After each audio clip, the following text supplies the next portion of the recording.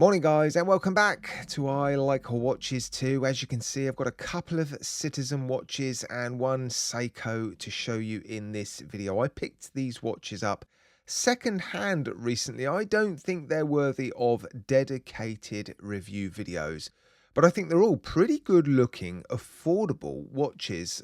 So yeah, I want to share with you my first impressions. So if you want to see these three watches, stick around to the end. Given I've got two Citizen watches and one Seiko watch to show you in today's video, it looks like the Seiko is getting tag teamed, doesn't it? This is the first watch I'm going to show you, and it is the Citizen BU3010, I believe it is, an Eco Drive watch, and the second hand is double ticking, which means it's low on energy, which isn't a surprise, but you can already see how accurate that second hand is in terms of hitting the markers. I have to say, generally, Citizen quartz watches, this is still a quartz watch, are generally very, very good when it comes to the second hand hitting the markers. Yeah, it's one thing I like about Citizen. They seem to get that sort of thing right. I may not like their designs as much as I like... Oh, what's that? As much as I like Seiko designs. But yeah, there are some things they do far, far better than Seiko.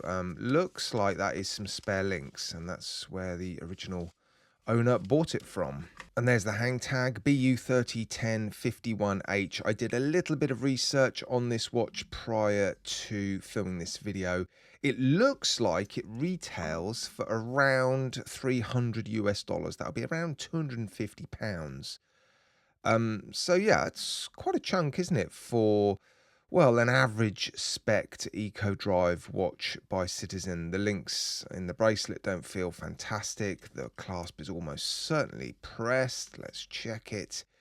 Yeah, it's a pretty cheap looking clasp. I mean, the outer shell looks nice enough. And yeah, I mean, the watch seems to be in pretty good condition, doesn't it? But what brought me, or what drove me to pick this watch up, is the dial. And yeah, just the look of the watch. It's a bit bigger than I, well, tend to prefer, but yeah, look at that dial and those sub-dials. That's pretty cool looking, isn't it? And the dial sits really deep inside the watch. You've got this elevated chapter ring and a piece of domed, yeah, single domed crystal by the looks of it. It will be mineral crystal, almost certainly. I'll check it in a moment. And dark, very dark hands on the dial. Contrasting fairly well, actually. That's a pretty good choice, given the watch is just very, very silver. That definitely helps with legibility, doesn't it? Yeah, I think it's a really cool looking watch. Right, let's test this crystal before I forget. Yes, it's not sapphire. It will be mineral crystal. That's a shame, isn't it? Now, before I put this one on my wrist, I've just zoomed in a little bit so we can have a closer look at this dial because, well, I think it's well worth it. Yeah, really strong silver sunburst dial, some sunburst brushing in the center of those sub-dials. And you've got a 24-hour sub-dial above the 6 and a date complication below that 60 or below the 12. And yeah, that chapter ring really does sit quite high above the dial, doesn't it? Yeah, let's just see if we can move the date complication. There we go. Yep, you can move it by putting the crown into the first position, and then second position is for the hands. And of course, the 24-hour sub-dial hand is permanently linked to the hands on the main dial.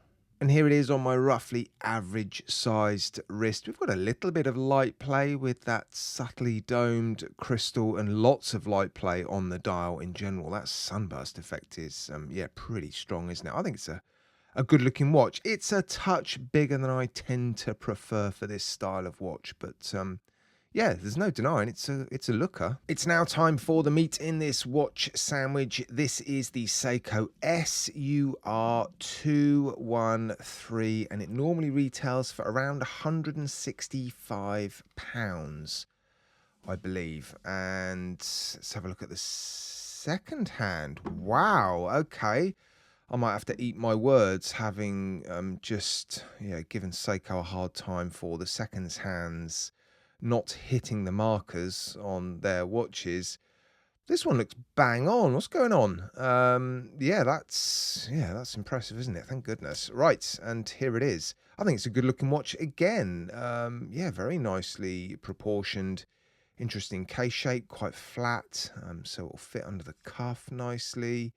Case back seems to be in decent condition. In fact, the watch seems to be in very nice condition. Yeah, I quite like the dial in the hands, and well, just the overall look of the watch. Actually, there's a little bit of detail on the dial by the looks of it, sort of striping, vertical striping.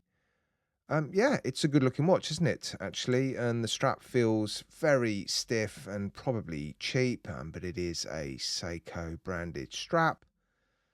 Yeah, it's actually quite nice. All right, let's just give it a little wipe so that we can have a look at the quality of the steel finishing and the condition of the watch. It seems to be okay. There is a little bit of marring and sort of surface scratches on the steel. That can happen so easily just by watches being handled. And here's this one on my roughly average sized wrist. Again, a touch bigger than I tend to prefer for this particular style of watch, but still, it's a good looking watch and it sits fairly flat on the wrist. This particular strap is not that soft and supple straight out of the box, which is yeah, to be expected with these cheap Seiko quartz watches, but still, I think it's another good looking watch. Right, here is the third and final watch. It is, of course, a Citizen. There wasn't too much information about this watch in the listing other than it was an unwanted gift. No watch reference number, so I'm not entirely sure what it is. I haven't put much time, if I'm being honest, into researching this watch. It is just another fairly cheap, affordable quartz watch. They did mention in the listing that the battery had run out and that it would need to be replaced, so I will replace that at some point. But yeah, difficult to know whether or not the hand is hitting the markers, but it's bang on at the moment. Look at that. I suspect it will be, as I've already mentioned. Citizen watches, yeah, they tend to be fairly accurate with the seconds hand. Right, let me just give it a wipe over. We can have a look at the finishing. The clasp is, the bracelet, sorry, is fairly cheap. It's a sort of folded bracelet look, folded or pressed clasp. Yeah, I mean, it seems to be in pretty good condition, I've got to say. It looks like it is unworn, but yeah, it's just not working, unfortunately. And I'm not seeing much by way of marks or scuffs or imperfections, which is a good sign. It doesn't look like anybody's tried to open up the case back in the past. So there's no marks or scratches on the case back. So I'm confident with the new battery. Yeah, this one will work. Now, the reason I was drawn to this one is because, oh, I mean, it's quite a pretty little watch, isn't it? Look at that blue sunburst dial. Let me get rid of that cloth. Yeah, gorgeous, actually. Gorgeous, simple, classic-looking dial. I'm not a huge fan of these sword hands, but beautiful dial, very simple. Batten style applied indices, day-date complication at the 3 o'clock, just a very simple, classic, beautiful looking watch, isn't it? I really like it, actually. And it sits fairly flat on the wrist, I suspect, because it is a quartz watch. Yeah, and actually the brushing and the finishing overall seems pretty good. Obviously, it feels a little bit cheap in hand because of the construction type, certainly the bracelet and the clasp. But the case, yeah, looks all right, actually. I'm quite impressed. And here's this one on my roughly average sized wrist. Yeah, I prefer the size of this one. It is the sort of size of watch that I like for this style. In fact, all three watches are fairly similar in their style. They're sort of stainless steel, sporty looking all day, every day, you know, any occasion watches, aren't they? Although two of them are on stainless steel bracelets. One of them comes on a leather strap. But yeah, in terms of the cases and the overall look of the watches, they're fairly similar, but yeah, I prefer, well, actually the size of this one and maybe even the look of it. This might actually be the best looking one. Yeah, very nice. Well, that was a stroke of luck. I've just checked and I had a spare battery. So as you can see, it is now working and the second hand does seem to be hitting the markers, yeah, fairly nicely. And yeah, no damage to the case back. There's just a little mark there or a little indentation in the case back where you have to get your tool. And yeah, that wasn't too difficult at all. So fantastic. Another working Citizen watch. Awesome.